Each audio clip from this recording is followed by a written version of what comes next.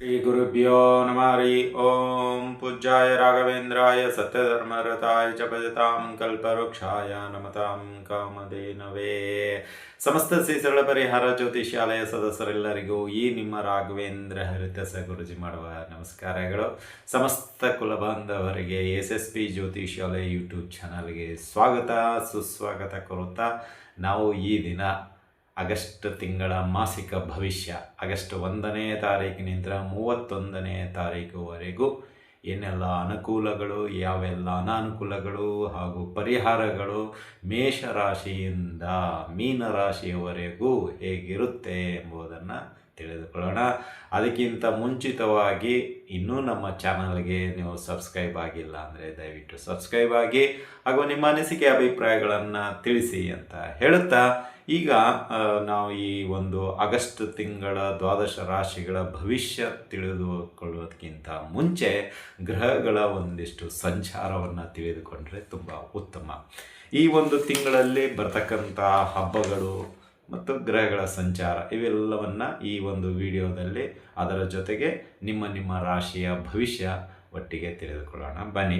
ಇಲ್ಲಿ ಮೊದಲನೇದಾಗಿ ಗ್ರಹಗಳ ಸಂಚಾರ ಅಂತ ನೋಡೋದಾದರೆ, ಇದೇ ಒಂದು ಆಗಸ್ಟ್ 1ನೇ ತಾರೀಕಿಗೆ ಶನಿ ಮಹಾರಾಜರು ಮೀನರಾಶಿಯಲ್ಲಿದ್ದಾರೆ, ರಾಹು ಕುಂಭರಾಶಿಯಲ್ಲಿದ್ದಾರೆ, ಕೇತು ಸಿಂಹ ರಾಶಿಯಲ್ಲಿದ್ದಾರೆ, ಗುರು ಕರ್ಕಾಟಕ ರಾಶಿಯಲ್ಲಿದ್ದಾರೆ. ಇವರು 4 ಗ್ರಹಗಳು ಈ ಒಂದು ಸ್ಥಾನದಲ್ಲೇ ಇರ್ತಾರೆ.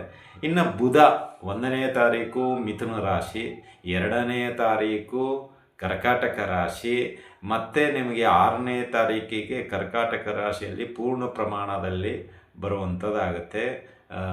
ಈ ಒಂದು ಬುಧ ಗ್ರಹ ಅಂದರೆ ನಿಮಗೆ 1ನೇ ತಾರೀಕಿನಿಂದ ಒಂದಿಷ್ಟು ಬದಲಾವಣೆಗಳೊಂದಿಗೆ 6ನೇ ತಾರೀಕಿಗೆ ಪೂರ್ಣ ಪ್ರಮಾಣದಲ್ಲಿ ಬುಧ ರಾಶಿ ಕರ್ಕಾಟಕ ರಾಶಿ ಈಗ ಹಿಮ್ಮುಖ ಚಲನೆ ನಡೀತಾ ಇದೆ ಬುಧ. ಸೊ ಈಗ ನೇರ ಚಲನೆ ನಿಮಗೆ ಕರ್ಕಾಟಕ ರಾಶಿಗೆ 6ನೇ ತಾರೀಕು ಪ್ರಾರಂಭ ಆಗುತ್ತೆ.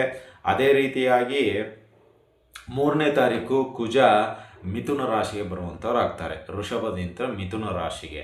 ಇನ್ನು 10ನೇ ತಾರೀಕಿಗೆ ಒಟ್ಟಿಗೆ ಅಂದರೆ ನಿಮಗೆ ಹೆಚ್ಚು ಕಡಿಮೆ 10ರಿಂದ 11ನೇ ತಾರೀಕು ಗುರು ರವಿ ಬುಧ ಚಂದ್ರ 4 ಗ್ರಹಗಳು ಒಟ್ಟಿಗೆ ಎದುರುತ್ತೆ. ಈ ಚತುರ್ಥಿ ಗ್ರಹಗಳ ಸಂಚಾರದ ಬಗ್ಗೆ ಮುಂದಿನ ದಿನಗಳಲ್ಲಿ ತಿಳಿಸಿಕೊಡಲಾಗುತ್ತೆ. ಅದು ಕರ್ಕಾಟಕ ರಾಶಿಯಲ್ಲಿ, ಅದು ಶುಭ ಗ್ರಹಗಳು ನೋಡಿ, ಗುರು ರವಿ ಬುಧ. ಇಲ್ಲಿ ಈ ಒಂದು ಇದರಿಂದ 2 ಯೋಗಗಳು ಕೂಡಿ ಬರುತ್ತೆ, ಒಂದು ಹಂಸ ಯೋಗ, ಇನ್ನೊಂದು ಬುಧಾದಿತ್ಯ ಯೋಗ. ಸೊ ಹಾಗಾಗಿ ಇಲ್ಲಿ ಹಂಸ ಮತ್ತು ಬುಧಾದಿತ್ಯ ಯೋಗ ಅದನ್ನು ಕೂಡ ಮುಂದಿನ ದಿನಗಳಲ್ಲಿ ತಿಳಿಸಿಕೊಳ್ಳೋಣ. ಇನ್ನು ಅದೇ ರೀತಿಯಾಗಿ 19ನೇ ತಾರೀಕು ಕರ್ಕಾಟಕ ರಾಶಿಯಿಂದ ಸಿಂಹ ರಾಶಿಗೆ ಮತ್ತೆ ರವಿ ಬದಲಾವಣೆ ಆಗುವಂಥದ್ದಾಗುತ್ತೆ. 23ನೇ ತಾರೀಕು ಮತ್ತೆ ಬುಧ ಕರ್ಕಾಟಕದಿಂದ ಸಿಂಹ ರಾಶಿಗೆ ಹೋಗುವಂಥವ್ರಾಗ್ತಾರೆ. ಈ ರೀತಿಯಾಗಿ ಗ್ರಹಗಳ ಒಂದು ಸಂಚಾರ ಇದೆ. ಇಲ್ಲಿ ಬುಧ ಹಿಮ್ಮುಖ ಚಲನೆಯಿಂದ ನೇರ ಚಲನೆ ಆಗುತ್ತೆ, ನೇರ ಚಲನೆಯಿಂದ ಕರ್ಕಾಟಕ ರಾಶಿಯಿಂದ ಸಿಂಹ ರಾಶಿಗೂ ಬರುವಂಥವ್ರಾಗ್ತಾರೆ. ಇನ್ನು ಅದೇ ರೀತಿ ಕುಜನ ಒಂದು ಕುಜನ ಒಂದು ಬದಲಾವಣೆಯ ಕೂಡ ಈ ತಿಂಗಳಲ್ಲಿ ಆಗ್ತಾ ಇದೆ, ವೃಷಭದಿಂದ ಮಿಥುನ ರಾಶಿಗೆ. ಈ ಎಲ್ಲ ಗ್ರಹಗಳ ಒಂದು ಅನುಗುಣವಾಗಿ ಮುಂದಿನ ಒಂದು ಈ ಆಗಸ್ಟ್ ತಿಂಗಳಲ್ಲಿ ಕೆಲವೊಂದು ಬದಲಾವಣೆಗಳು ಇರುತ್ತೆ. ಇನ್ನು ಈ ತಿಂಗಳು ಆಗಸ್ಟ್ ತಿಂಗಳಲ್ಲಿ ಬರ್ತಕ್ಕಂತಹ ಒಂದಿಷ್ಟು ಶುಭ ಹಾಗೂ ಹಬ್ಬಗಳು ಯಾವುವು ಅಂತ ಹೇಳಿದರೆ, 2ನೇ ತಾರೀಕು ನಿಮಗೆ ಸಂಕಷ್ಟ ಚತುರ್ಥಿ ಇದೆ. ತದನಂತರ ನಿಮಗೆ 9ನೇ ತಾರೀಕು ಕಾಮಿಕ ಏಕಾದಶಿ ಬರುತ್ತೆ. 11ನೇ ತಾರೀಕು ಮಾಸಿಕ ಶಿವರಾತ್ರಿ ಇರುತ್ತೆ. 12ನೇ ತಾರೀಕು ಶ್ರಾವಣ ಅಮಾವಾಸ್ಯೆ ಇದೆ.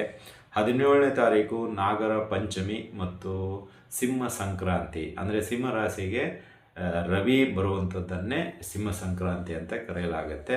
ಸೊ 17ನೇ ತಾರೀಕು ಸಿಂಹ ಸಂಕ್ರಾಂತಿ. ಇನ್ನು 23ನೇ ತಾರೀಕು ಶ್ರಾವಣ ಪುತ್ರದ ಏಕಾದಶಿ, 27 ಹೈಗ್ರೀವ ಜಯಂತಿ, 28 ವರಮಹಾಲಕ್ಷ್ಮಿಯ ವ್ರತ.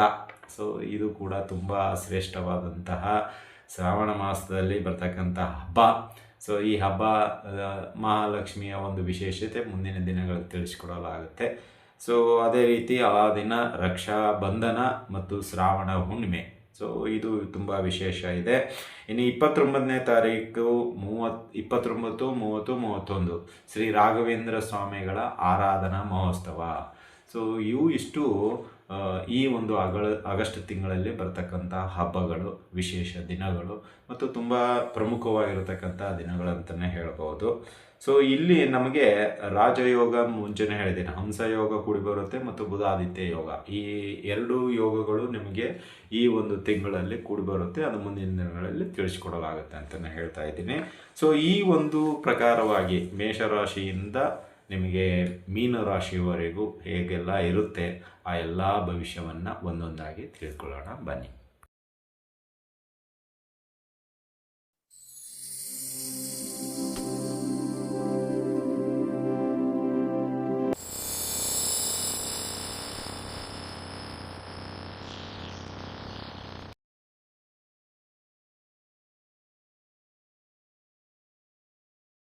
ದ್ವಾದಶ ರಾಶಿಗಳಲ್ಲಿ 7ನೇ ರಾಶಿಯಾಗಿರ್ತಕ್ಕಂತಹ ತುಲಾರಾಶಿ. ಈ ತುಲಾರಾಶಿಯವರಿಗೆ ಈ ಒಂದು ಆಗಸ್ಟ್ ತಿಂಗಳಲ್ಲಿ ಅನುಕೂಲಕರವಾದದ್ದೇನು, ಅನಾನುಕೂಲವಾಗಿರೋದೇನು ಹಾಗೂ ಪರಿಹಾರಗಳು ಯಾವ ರೀತಿಯಲ್ಲಿ ಇರುತ್ತೆ ಅನ್ನೋದನ್ನು ತಿಳ್ಕೊಳ್ಳೋಣ.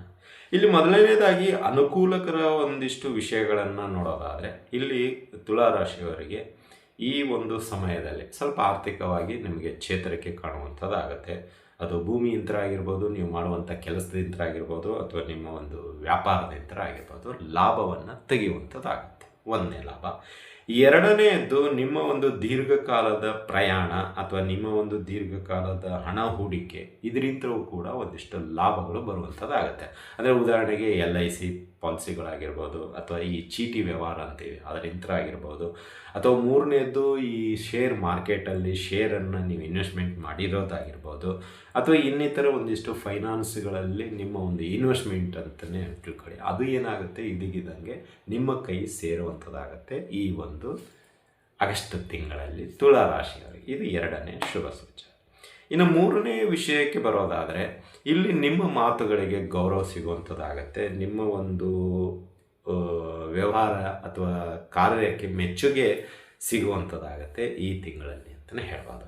ಇನ್ನು ನಾಲ್ಕನೇ ಅನುಕೂಲಕರ ವಾತಾವರಣ ಅಂದರೆ, ನಿಮ್ಮ ಸಹೋದರ, ಅಣ್ಣ ಆಗಿರಲಿ ತಮ್ಮ ಆಗಿರಲಿ, ನಿಮ್ಮ ಬೆನ್ನೆಲುಬಾಗಿ ನಿಂತ್ಕೊಳ್ತಾರೆ. ಅಂದರೆ ನಿಮ್ಮ ಯಾವುದೋ ಒಂದು ಸಮಸ್ಯೆಗೂ ಅವರು ಬಂದು ಸ್ಪಂದನೆ ಮಾಡಿ, ಇವನ್ ನಮ್ಮ ಅಣ್ಣ ನಮ್ಮ ತಮ್ಮ ಅದೇ ಹೇಗೆ ತಪ್ಪು ಮಾಡಿದ್ದಾನೆ ಅಂತ ನೀವು ಹೇಳ್ತೀರಾ, ಆಗೋದಿಲ್ಲ ಅನ್ನೋದು ಅವರ ಒಂದು ಬಲವಾದ ವಿಶ್ವಾಸ.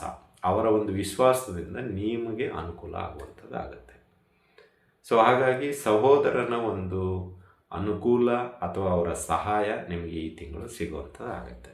ಇನ್ನು ಮುಂದಿನ ಅನುಕೂಲ ವಿಷಯತೆಗೆ ಬರೋದಾದರೆ, ದಾಂಪತ್ಯ ತುಂಬ ಅನುಕೂಲ ರೀತಿಯಲ್ಲಿ, ಬಾಂಡಿಂಗ್ ರೀತಿಯಲ್ಲಿ ಹೋಗುವಂಥದ್ದಾಗುತ್ತೆ. ಇಷ್ಟು ದಿನ ಇರತಕ್ಕಂತಹ ಬಿರುಕು, ಮನಸ್ತಾಪ ಅದೆಲ್ಲ ಮರೆತು ಒಂದಾಗಿ ಜೀವನ ಮಾಡುವಂತಹ ಒಂದಿಷ್ಟು ವಿಚಾರಗಳನ್ನು ಪ್ರಸ್ತಾಪ ಮಾಡಿ ನಿಮ್ಮಲ್ಲೇ ತಪ್ಪುಗಳನ್ನು ಸರಿಪಡಿಸಿಕೊಂಡು ಜೀವನವನ್ನು ಸಾಧನೆ ಮಾಡುವ ರೀತಿಯಲ್ಲಿ ಹೋಗುವಂಥದ್ದಾಗುತ್ತೆ. ಹಾಗೂ ಆದರ್ಶ ದಂಪತಿಗಳ ರೀತಿಯಲ್ಲಿ ಇರಲು ಇಷ್ಟಪಡ್ತೀರಾ ಅಂತ ಹೇಳ್ಬೋದು.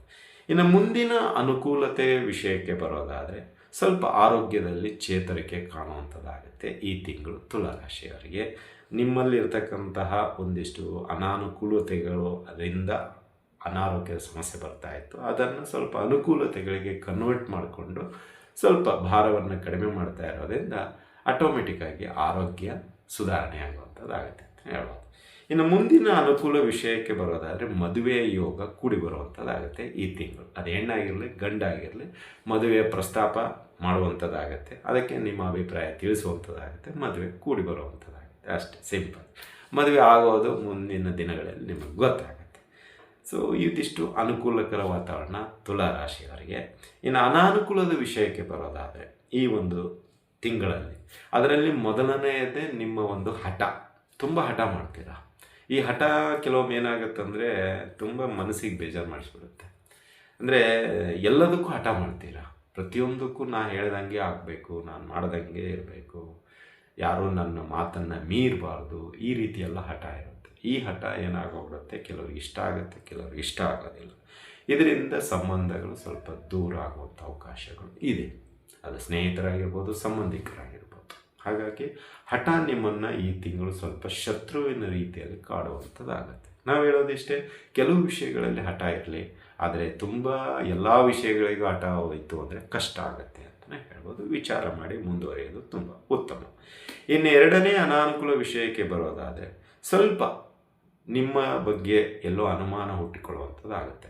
ಅದು ಕುಟುಂಬ ಸದಸ್ಯರಿಗೂ ಆಗಿರ್ಬೋದು, ಸ್ನೇಹಿತರಿಗೂ ಆಗಿರ್ಬೋದು, ಅಥವಾ ನಿಮ್ಮ ಸಂಬಂಧಿಕರೇ ಆಗಿರ್ಬೋದು. ಅಂದರೆ ನಿಮ್ಮ ಬಗ್ಗೆ ಅನುಮಾನ ಏನೋ ಅವರಿಗೆ. ಈ ಅನುಮಾನದಿಂದ ಕೆಲಸ ಕಾರ್ಯಗಳು ಹೋಲ್ಡ್ ಆಗಿಬಿಡುತ್ತೆ, ಸ್ಟಾಪ್ ಅಂತೀವಲ್ಲ ಹಾಗೆ. ಅದೇನೋ ನಿಮಗೆ ಮುಂದಿನ ತಿಂಗಳು ಕ್ಲಿಯರ್ ಆಗುತ್ತೆ ಅನ್ನೋ ಒಂದು ಕಾನ್ಫಿಡೆನ್ಸ್, ಬಟ್ ಒಳಗೆ ಅದು ಎಲ್ಲೋ ಏನೋ ನಡೀತಾ ಇದೆ ಅಂತಲೇ ಹೇಳ್ಬೋದು. ಸೊ ಇದು ಒಂದು ಸ್ವಲ್ಪ ನಿಮಗೆ ಹೋಲ್ಡಲ್ಲಿ ಇಟ್ಟಂಗೆ, ವೇಟಿಂಗ್ ಲಿಸ್ಟ್ ಅಂತೀವಲ್ಲ ಹಾಗೆ. ಈ ತಿಂಗಳಲ್ಲಿ ಕೆಲವು ಪ್ರಮುಖ ಕಾರ್ಯಗಳು ಅಥವಾ ಪ್ರಮುಖ ವಿಷಯಗಳು ಹೋಲ್ಡಲ್ಲಿ ಇರಿಸಲಾಗಿದೆ ಅಂತಲೇ ಬರುತ್ತೆ. ಸೊ ಅಂದರೆ ಅವ್ರು ಸಪೋರ್ಟ್ ಮಾಡಲ್ಲ, ಆಮೇಲೆ ನೋಡೋಣ ಬಿಡು ಅಂತ ಹೇಳ್ಬಿಡ್ತಾರೆ. ಸೊ ನಿಮಗೂ ಒಬ್ಬರೇ ಹೋಗ್ಲಿಕ್ಕೆ ಇಷ್ಟ ಇಲ್ಲ, ಸೊ ಹೋಲ್ಡ್ ಆಗಲೇಬೇಕು. ಸೊ ಈ ರೀತಿಯಲ್ಲೇ ಇರುತ್ತೆ. ಇನ್ನು ಮುಂದಿನ ಅನಾನುಕೂಲ ವಿಷಯಕ್ಕೆ ಬರೋದಾದರೆ, ಈ ಒಂದು ತಿಂಗಳಲ್ಲಿ ಖರ್ಚುಗಳು ಅಧಿಕವಾಗಿ ಬರುವಂಥದ್ದಾಗುತ್ತೆ. ಅದು ವೈಯಕ್ತಿಕ ಖರ್ಚುಗಳಿರ್ಬೋದು, ಕೌಟುಂಬಿಕ ಆಗಿರ್ಬೋದು, ನಿಮ್ಮ ಒಂದು ವ್ಯಾಪಾರ, ಕಂಪನಿ, ಮತ್ತೊಂದು ಮಗದೊಂದು, ಫ್ರೆಂಡ್ಸು, ಹೇಗಾದರೂ ತಿಳ್ಕೊಳ್ಳಿ, ಒಂದಿಷ್ಟು ಖರ್ಚುಗಳು ಅಧಿಕವಾಗಿ ಬರುವಾಗುತ್ತೆ.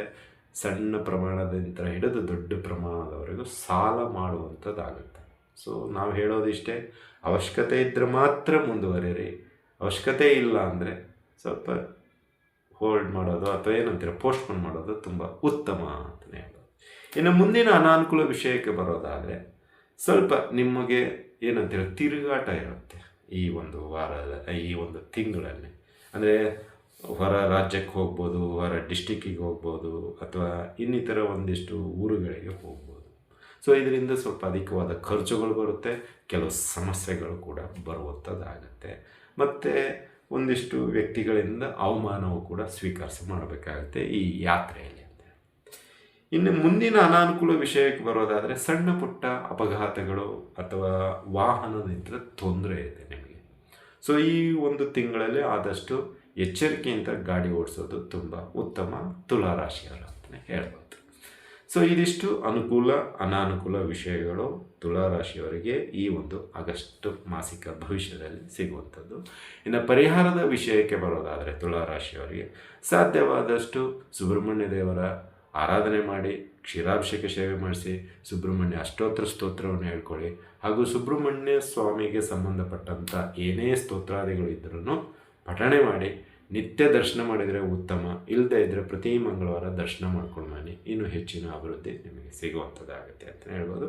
ಅದೇ ರೀತಿ ಬಡವರಿಗೆ ಅನ್ನದಾನವನ್ನು ಮಾಡಿ, ಇನ್ನೂ ಆ ತಾಯಿ ಅನ್ನಪೂರ್ಣೇಶ್ವರಿ ನಿಮಗೆ ಒಳ್ಳೆಯ ಭಾಗ್ಯಗಳನ್ನು ಕೊಡುವಂಥದ್ದಾಗ್ತದೆ ಅಂತಲೇ ಹೇಳ್ಬೋದು. ಇದಾಗಿತ್ತು ತುಲಾರಾಶಿಯವರ ಆಗಸ್ಟ್ ತಿಂಗಳ ಮಾಸಿಕ ಭವಿಷ್ಯ. ಈ ಭವಿಷ್ಯ ನಿಮ್ಗೆ ಇಷ್ಟ ಆದರೆ ಲೈಕ್ ಮಾಡಿ, ಜಾಸ್ತಿ ಇಷ್ಟ ಆಗಿದ್ದರೆ ಶೇರ್ ಮಾಡಿ, ಹಾಗೂ ನಮ್ಮ SSP ಜ್ಯೋತಿಷ್ಯಾಲಯ ಯೂಟ್ಯೂಬ್ ಚಾನಲ್ನ ಸಬ್ಸ್ಕ್ರೈಬ್ ಮಾಡ್ಕೊಳ್ಳಿ ಅಂತ ತಿಳಿಸುತ್ತಾ ಇಲ್ಲಿಗೆ ಮುಗಿಸ್ತಾ ಇದ್ದೀವಿ.